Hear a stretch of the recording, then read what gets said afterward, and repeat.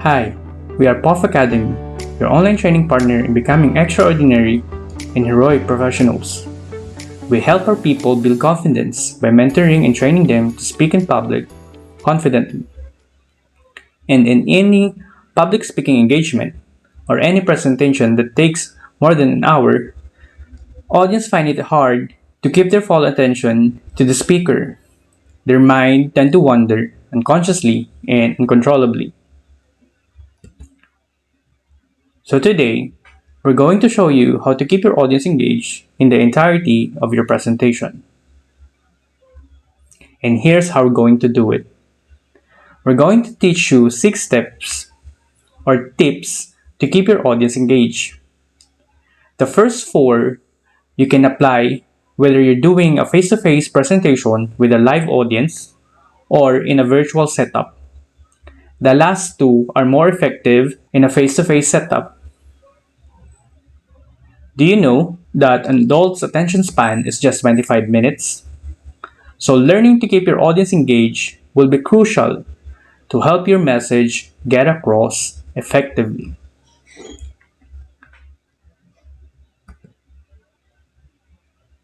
Let's go to tip number 1, which is to ask more questions. When we say to ask more questions, your question doesn't need to be comprehensive. It can even be rhetoric. Thing or questions that doesn't need to be answered. For example, like asking your audience how they are. How are they feeling today? This question is just a way to give a feeling that you are just talking with them. In a more virtual setup, you can ask your audience who are listening from the office or who are listening from home. This way, you can establish rapport to your audience, especially if this is your first time meeting your audience. You can also do checkup or during your discussion about a certain topic. You can ask someone whether they are familiar with a certain term that you just presented. Or you can also check every after end of a certain topic, like asking them if you're clear or if they're learning something new.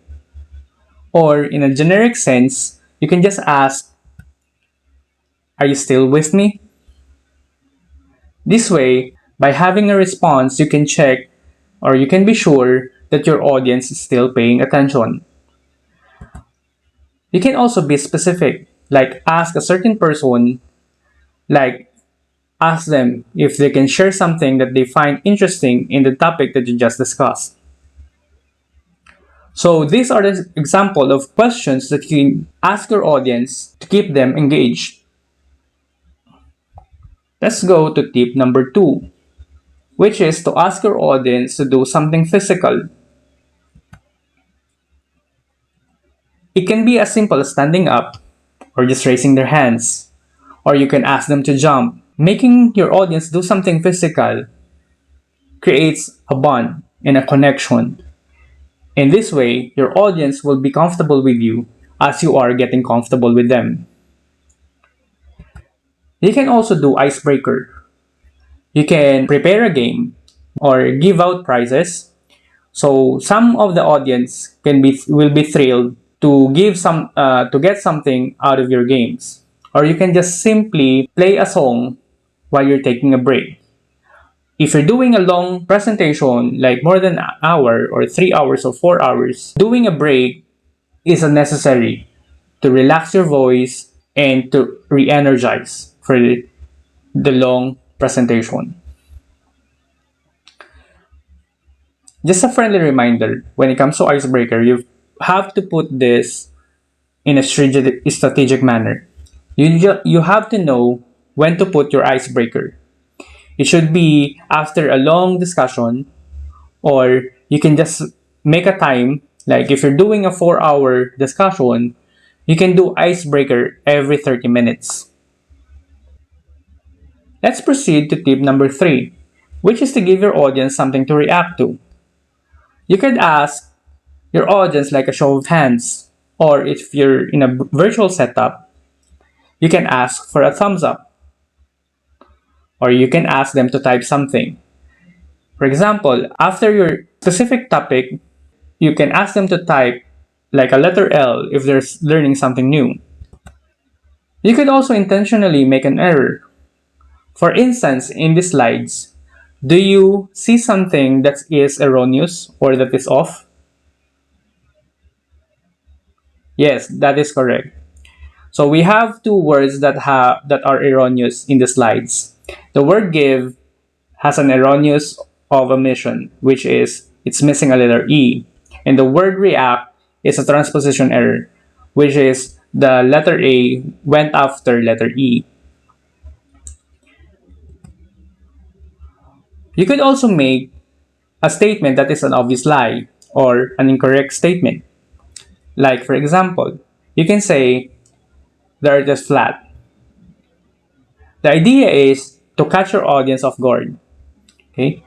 If you receive a staggering reaction or any violent reaction or a disapproval, you can be sure that your audience is still paying attention. Here's tip number 4, which is to invite a volunteer.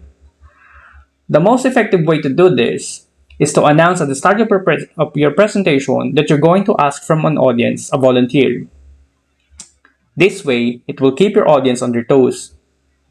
In a face-to-face setup, you can just ask or invite someone to join you in the stage to assist you in one of your topics. In a virtual setup, you can ask someone to share the screen. This is more effective if they're doing something like a workshop. So while your volunteer is presenting their screen about your workshop that you're making them do, you can already give comment if that person is on the right direction or if they can improve on something. This way, your workshop will not be a dead silence. And on the other hand, while they're presenting and you're giving your comment, the other audience can also take you on this and follow the correct way to do whatever workshop you're making them do.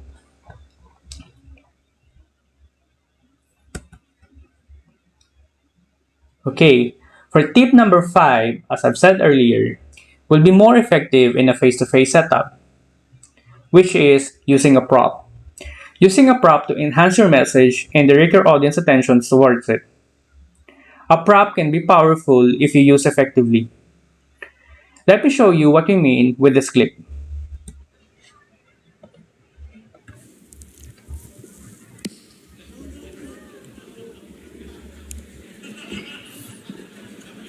What?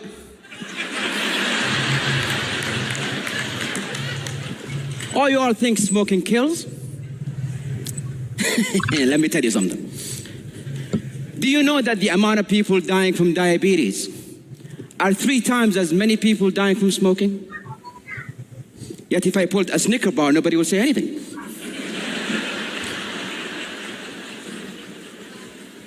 Do you know that the leading cause of lung cancer is not actually a cigarette? It's your DNA.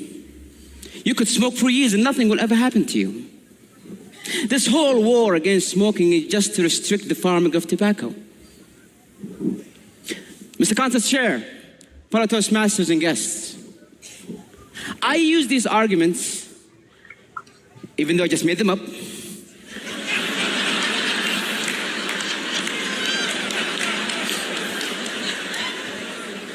with a group of my friends. And the results, 5 of them believed what I said. 2 of them started smoking.